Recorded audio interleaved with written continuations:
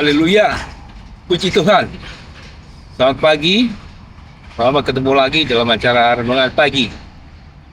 Hari ini saya berada di Hilvarenbeek, salah satu kota di Belanda. Dan kita lihat di belakang ada kincir angin khas dari negara Belanda. Sekali lagi, selamat pagi, selamat ketemu kembali. Baik sedang berada di rumah, sedang sarapan pagi, atau sedang sudah di perjalanan menuju kantor, menuju tempat kerja, di pasar atau di tempat-tempat lain. Puji Tuhan, kita bertemu lagi dalam keadaan yang sehat dan Tuhan selalu melindungi kita sampai saat ini. Para pemirsa, pagi ini udara masih terasa dingin dengan temperatur kurang lebih 12-14 derajat Celcius. Walaupun sebetulnya sudah mulai masuk musim panas, dan saya terpaksa masuk ke ruangan karena angin bertiup cukup kencang sehingga udara terasa semakin dingin dan suara angin mengganggu kualitas rekaman. Baiklah, sebelum kita mulai, mari kita berdoa. Bapa kami di dalam surga, di tempat yang maha tinggi yang kami kenal dengan nama Tuhan Yesus Kristus, pagi hari ini kami akan mendengarkan sebagian dari sabda-Mu. Engkau berikan kami hati yang terbuka sehingga kami dapat mengerti sabda-Mu. Biarlah urapan Roh Kudus yang akan memberikan hikmat dan pengertian yang lebih dalam lagi, sehingga sabda-Mu dapat kami terima dengan sepenuh hati sebagai penerang dalam perjalanan kehidupan kami di dunia ini. Kami akan mendengar firman-Mu hanya di dalam nama Tuhan Yesus Kristus. Haleluya. Amin. Judul atau topik renungan hari ini adalah memberi kuasa. Memberi kuasa. Sedang tema besarnya untuk minggu ini adalah karya Roh Kudus dalam hidup keluarga. Ayat pokok terdapat di dalam Roma pasal 8 ayat 15. Roma pasal 8 ayat 15. Saya bacakan. Sebab kamu tidak menerima roh perbudakan yang buat kamu menjadi takut lagi, tetapi kamu telah menerima roh yang menjadikan kamu anak Allah. Oleh roh itu kita berseru, Ya Aba, Ya Bapa.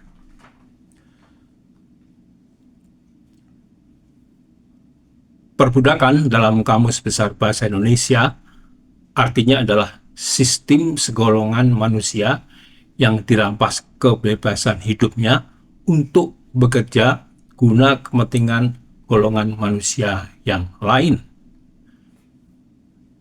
Dalam ayat pokok kita ada disebutkan roh perbudakan. Artinya manusia yang diperbudak bukan secara fisik atau tubuhnya, seperti misalnya perbudakan di Amerika Serikat, perbudakan terhadap keturunan Afrika pada abad yang ke-18.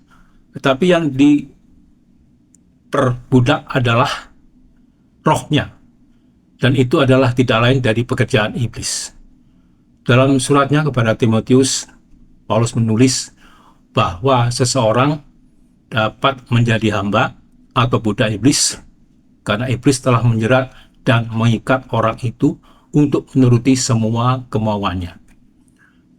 Di dalam 2 Timotius pasal 1 ayat 26 dituliskan demikian. Dan dengan demikian mereka menjadi sadar kembali karena terlepas dari jerat iblis yang telah mengikat mereka pada kehendaknya. Pada ayat pokok dikatakan bahwa kita telah menerima roh dari Allah, yaitu Roh Kudus. Setelah kita dibebaskan dari roh perbudakan, dibebaskan dari dosa yang memperbudak kita. Para pemirsa, sesuai dengan tema untuk minggu ini, maka kita akan mencermati betapa pentingnya kuasa Roh Kudus dalam kehidupan keluarga. Yang pertama, Roh Kudus memberi kuasa untuk berperan. Roh Kudus memberikan kuasa kepada setiap anggota keluarga, bapak, ibu, dan anak-anak untuk mampu melakukan tugas dan peran dalam kehidupan mereka sehari-hari. Bapak sebagai kepala keluarga, ibu sebagai pendamping bapak dalam mengatur rumah tangga, anak-anak di sekolah untuk belajar, dan di rumah untuk membantu orang tua. Roh Kudus membantu mereka untuk hidup dengan lebih baik, berperilaku sesuai dengan firman Tuhan, dan mengasihi satu dengan yang lain. Seperti tertulis dalam Kolose pasal 3 ayat 18-20. Di dalam ayat 18 menjelaskan peran istri atau ibu. Pada ayat 19 menjelaskan peran suami atau bapak. Sedang pada ayat 19 menjelaskan peran anak-anak dalam keluarga. Secara lengkap saya bacakan pada ayat 18. Hai istri-istri, tunduklah kepada suamimu sebagaimana seharusnya di dalam Tuhan. Ayat 19. Hai suami-suami, kasihilah istrimu dan janganlah berlaku kasar terhadap dia.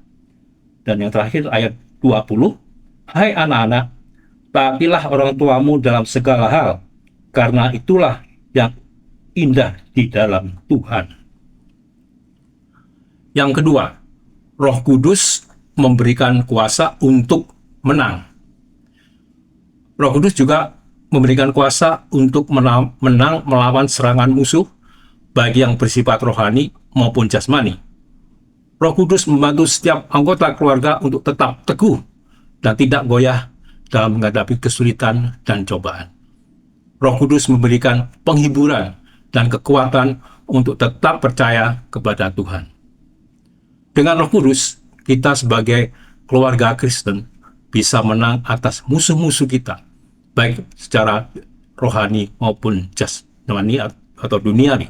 Kita tidak perlu takut, karena Allah akan memberikan kemenangan bagi kita, karena Dia telah memberikan kepada kita seluruh senjatanya. Salah satunya adalah senjata berupa pedang, yang adalah Roh Kudus itu sendiri. Di dalam Efesus pasal 6 ayat 12, 13, dan 17 akan saya bacakan. Karena perjuangan kita bukanlah melawan darah dan daging, tetapi melawan pemerintah-pemerintah, melawan penguasa-penguasa, melawan penghulu-penghulu dunia yang gelap ini, melawan roh-roh jahat di udara. Sebab itu, ambillah seluruh perlengkapan senjata Allah, supaya kamu dapat mengadakan perlawanan pada hari yang jahat itu dan tetap berdiri. Sesudah kamu menyelesaikan segala sesuatu, dan terimalah ketopong keselamatan dan pedang roh.